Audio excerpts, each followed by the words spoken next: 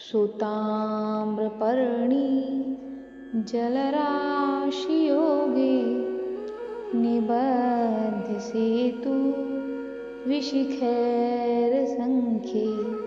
श्रीरामचन्द्रेण समर्पितं तं रामेश्वराख्यं नियतं नमामि।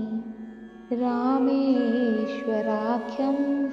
नियतं नमामि। जो भगवान श्री रामचंद्र जी के द्वारा ताम्रपर्णी और सागर के संगम पर अनेक बाणों द्वारा पुल बांधकर स्थापित किए गए हैं, उन श्री रामेश्वर को मैं नियम से प्रणाम करता हूँ।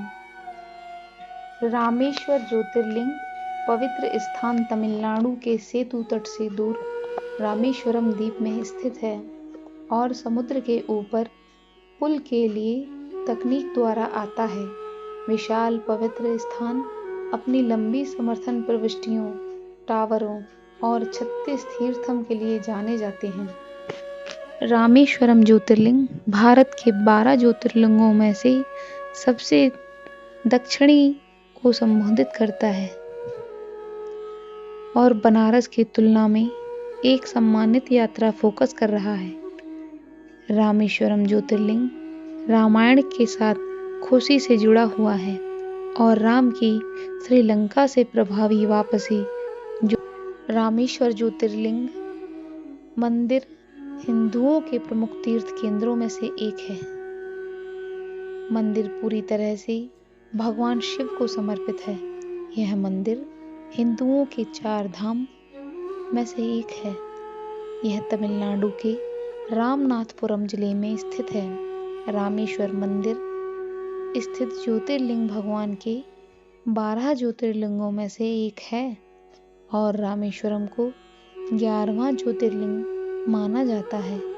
रामेश्वरम चेन्नई से लगभग 4.5 मील दक्षिण पूर्व में है। यह एक सुंदर शंख के आकार का द्वीप है जो हिंद महासागर और बंगाल की खाड़ी से घिरा हुआ है। 12वीं शताब्दी के दौरान मंदिर का विस्तार पांड्य वंश द्वारा किया गया था और प्रमुख मंदिरों का पुनर्निर्माण जीवराज सिकरिया द्वारा किया गया था और जाफना साम्राज्य के उत्तराधिकारी गोविना शंकर नारायण द्वारा पुनर्निर्माण में सहयोग किया गया था। ऐसा माना जाता है कि रामनाथ स्वामी के शिवलिंग की स्थापना भगवान राम ने की थी, जो भगवान विष्णु के अवतार थे। रामेश्वरम कॉरिडोर दुनिया का सबसे लंबा कॉरिडोर है। मंदिर के प्रवेश द्वार पर इसकी दीवार की चौड़ाई 6 मीटर और ऊंचाई 9 मीटर, गोपुरम 36.4 मीटर और मंदिर लगभग 6 हेक्टेयर क्षेत्र में बनाया गया है। इस मंदिर का गलियारा बेहद खूबसूरत है, जो भारत की प्राचीन कला और सभ्यता को प्रदर्शित करता है। रामायण के अनुसार भगवान राम भगवान विष्णु के 7वें अवतार थे। भगवान श्री राम ने रावण से युद्ध करने से पहले विजय की कामना लिए हुए इसी स्थान पर रेत का शिवलिंग बनाकर भगवान शिव की साधना की थी, जिसके बाद भगवान शिव यहाँ ज्योति रूप में प्रकट हुए। मान्यता है कि जब राम लंका विजय करके लौटे तो उन्होंने ऋषि मुनियों ने उन्हें ब्रह्म हत्या के पाप से मुक्ति पाने के लिए शिव पूजन करने के लिए कहा, जिस भगवान राम ने हनुमान जी को कैलाश जाकर शिवलिंग लाने के लिए कहा। इसके बाद जब हनुमान जी को शिवलिंग लाने में देर लगी तो माता सीता ने अपने हाथ से शिवलिंग बनाया और भगवान राम ने पूजा की। उस शिवलिंग को आज रामेश्वरम के नाम से जाना जाता है। इसके बाद हनुमान जी जिस शिवलिंग को लेकर आए थे उसे भी वहीं स्थापित किया गया है, जिसे हनुमदीश्वर के नाम से जाना जाता है।